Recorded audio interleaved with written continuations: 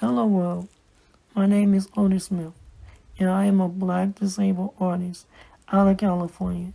Today, I want to talk about one of my greatest friends and admired scholars, Leroy F. Moore, who is a co-creator of Krip-Hop Nation, as well as co-panelist alongside myself and Keith, as well as Latif, on our podcast, Black Disabled Men Talk, where we use Krip-Hop theory as a theoretical lens to examine current political, labor, gender, and all other manner of social issues, be it national or international, stemming from European colonialism, epistemology, and racial oppression. But today, I want to talk about Leroy's amazing book titled Black Disabled Art History 101. In it, I learned about great and interesting figures such as Horace Pippin, who was a World War One vet who received injury to his drawing hand and had to adapt in order to continue to produce art, alongside other figures such as Kiyu Nyasha, who was wheelchair-bound while she engaged in revolutionary activity by being a member of the Black Panther Party, organizing free breakfasts to assist with the survival programs, or even Albert George, Al Hibbler, who was not only a jazz and blues musician as well as a radio host, but also participated in the civil rights movement alongside Dr. Martin Luther King Jr. I learned all of this and so much more in Leroy Moore's book, Black Disabled Art History 101. Reading countless stories of black individuals, as he say, not overcoming their disability, but allowing their disability to inform their political, social, and cultural resistance against Western normalcy, which is defined and sustained by the disablement of the black body.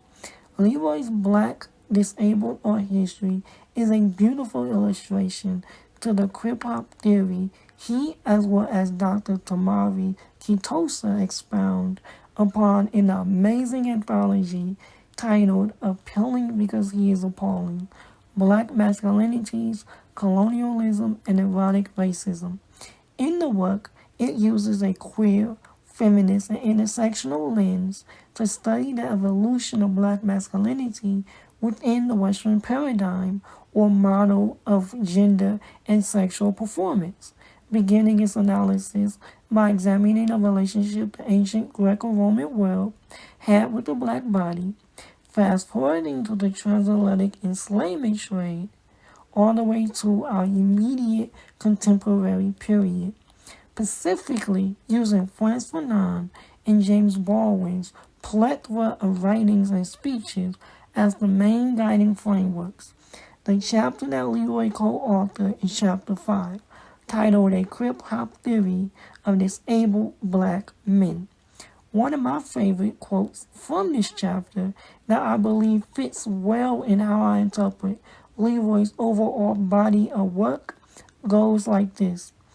For Baldwin, as it was for Fanon, with the colonialized, when black men resisted disablement, even at the price of being disabled, disability become not only a recovering of manhood and an act of communal love, but also evidence of the bankruptcy of the liberal project to recuperate and value the disabled body by placing disability at the century of black life as a nurturing and vibrant site for culture, politics, and philosophy.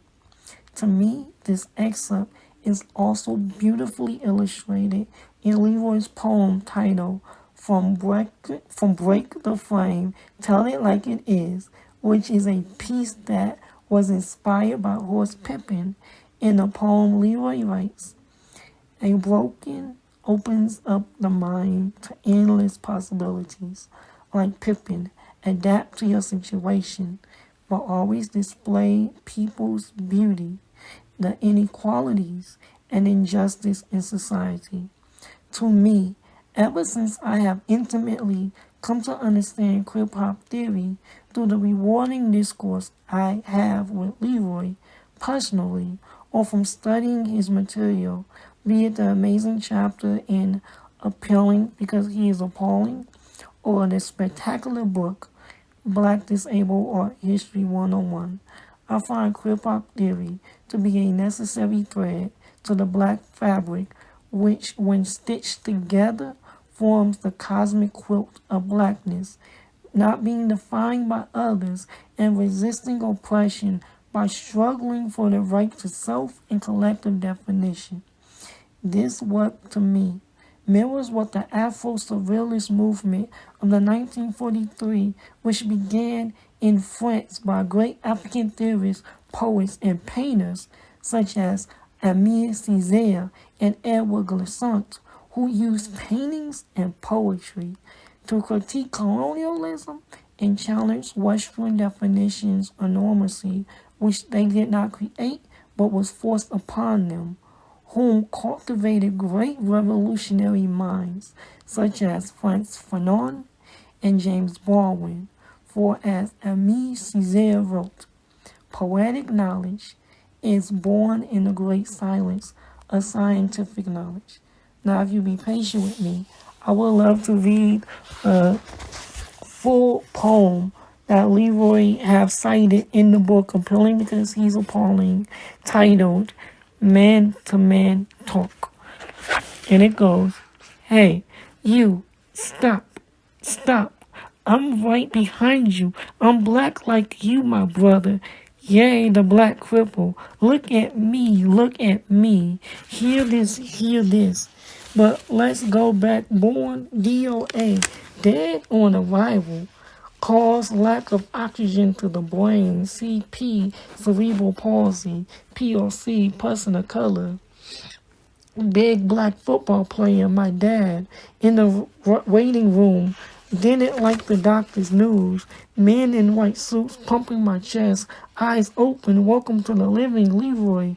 My life, black and disabled. Home was stable. Adults thought I was unable. Like a penny, I have been flipped. Dual identities. My two communities don't want me. Felt like I was homeless. My childhood hunts me. Children was ruthless. Racism and ableism created a mass. I continue to see single mothers with their disabled sons. Husband gone, could not deal. Mothers strong, had to be real. Black disabled boys from broken homes. Lingering questions, did dad leave because of me? Girlfriends not a reality. Women want my advice but can't see me as a man. Black disabled men are in a stalemate. Will I die a single man? But it's another cold night. The Isley brothers singing between the sheets, while black disabled men sleeping on the streets. Sex education came from the lusty lady. It's a lonely world. Self-employment, self-love, putting society attitudes on the shelf. Black sisters don't know what they are missing. She's a black woman, me, a black disabled man. We was trained to fear, compete, and not talk to one another. Is this why all my intimate relationships are with white women? Race plus disability divided by sexuality equal, I was 3/5 of a person with a disability. I'm not even on a scale. Disability and masculinity can we talk? Black masculinity has to make room for my body as Teddy Pendergrass, the black stallion of the 70s and 80s, regaining sexuality as a wheelchair user. Now that is the true strength of a man, black disabled and masculine. Morris Davis, what time is it? Somebody bring me a mirror, 'cause I know I'm fine. Masculine mixing with feminine. Like all of us, I came from a world and a man. My sexuality goes deeper than what we see. But you treat me like Ralph Ellison, Invisible Man, bumping up against our shadows. It took 40 years to walk with my head up, saying black is beautiful and disability is gorgeous, too sexy for society's straitjacket, wearing my sexuality on my sleeves, my body, mind, and soul, stepping into the spotlight. You see, society tries to put me down, but you can't keep a good man down. This is a message to all my black disabled brothers. Feel your masculinity and step into your sexuality. Brothers, it's time we all had a man to talk to. And again, this is Leroy's poem, Man to Man Talk.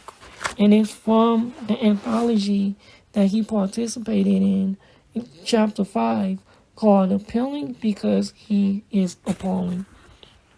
Returning to the book, Black Disabled Art History 101 by Leroy is a breath of fresh air in a world that dichotomizes everything, especially those with disability.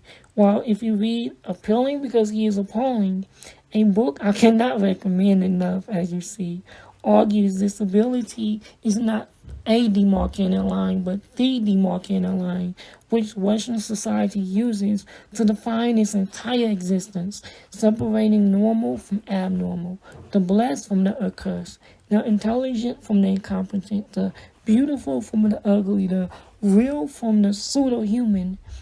It feels good to see people such as the recent Grammy winner as Tony Hickman able to succeed while needing to narrate the story of them as overcoming their disability, as if the solution to solving systemic oppression is for individuals to overcome their racial, gender, sexual, any form of identity, opposed to destroying that very real system which imposed the unjust and unnatural hierarchy to begin with.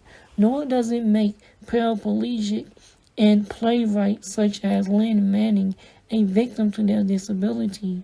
Instead, it places disability where it belongs, as a diversified existence. Speaking of diverse, Leroy's book have more than a diverse catalog divided into sections for visual art, musicians, dancers, actors, and actresses. Black Disabled Art History 101 is both revolutionary and has something for everybody. Thank you again, and my name is Ottis Smith.